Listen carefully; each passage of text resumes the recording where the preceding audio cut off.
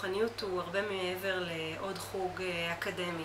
זה חוג שיש לו הרבה מאוד יומרות, יש לו הרבה מאוד תוכניות. יש לנו רצון לעשות משהו שהוא אחר, שהוא יצירתי, שהוא נועז. קורה כאן משהו אחר לגבי לימודי קבלה, שנעשים בהקשר של לימודים של מסורות רוחניות של דתות שונות, וגם ראייה רחבה של מה זה שמניזם, מה זה החוויה המיסטית. אז אנחנו לומדים גם בודהיזם וגם על האינדיאנים וגם על המיסטיקה של הנצרות וגם על הסופיות וגם קבלה. ואז אנחנו גם לומדים אותה לעומק. קורה כאן משהו אחר, תצטרכו לבוא כדי לגלות.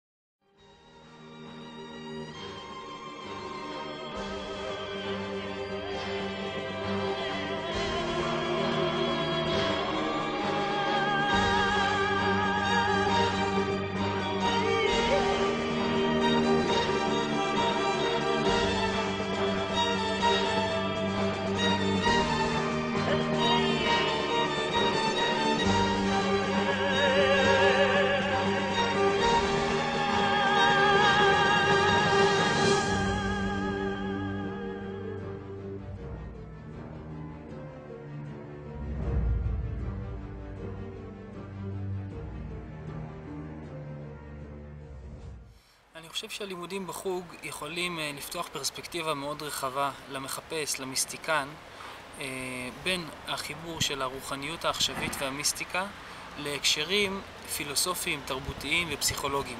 אני רק יודעת שהתואר הזה יכול לפתוח לי הרבה רעיונות לאן אני כן רוצה להגיע.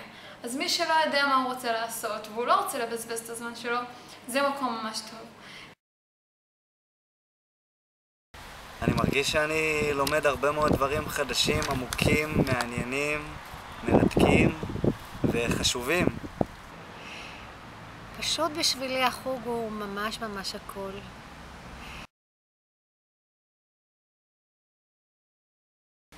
טוב, אז קודם שאלה ראשונה, חשובה מאוד.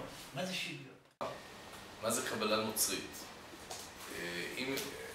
הרוב לוקחים ברצינות את זה שזה צריכה להיות תורה נוצרית. הזמן הוא לא דבר אחיד. אתה יכול להבין דבר כזה?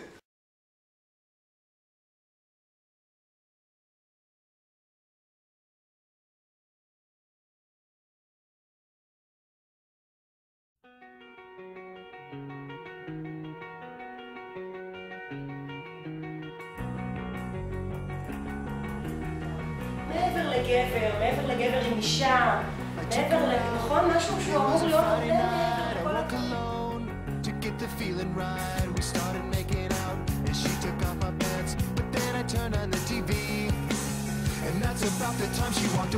יש את הרכיב של האנשים המעניינים של הצפון מהמרכז.